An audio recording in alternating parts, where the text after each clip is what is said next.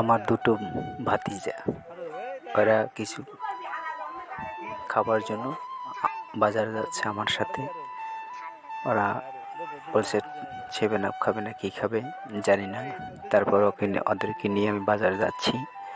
দেখেন আমার দুটো ভাতিজা, আমাদের গ্রামের দৃশ্যটা দেখেন কতটা সুন্দর।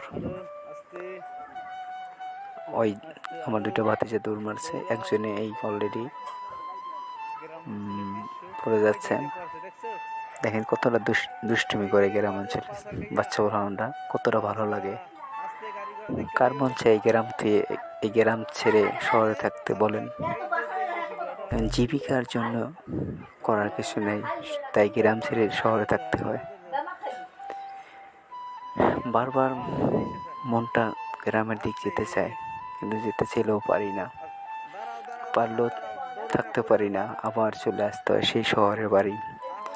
কতটা ভালো লাগে গ্রামের দৃশ্য দেখতে। আর সেই আগের দিন এখন আর নাই। বাড়ি বাড়ি দেখতাম আগে গান বাজনা হতো, কত সুন্দর লাগতো। গাছের গান, যাত্রা গান, পালা গান এখন আর সেই আগের মতো নাই।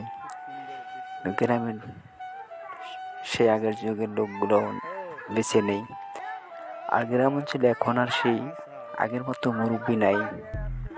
কত সুন্দর আগে বিচার হতো, বিচার করতো, আর এখন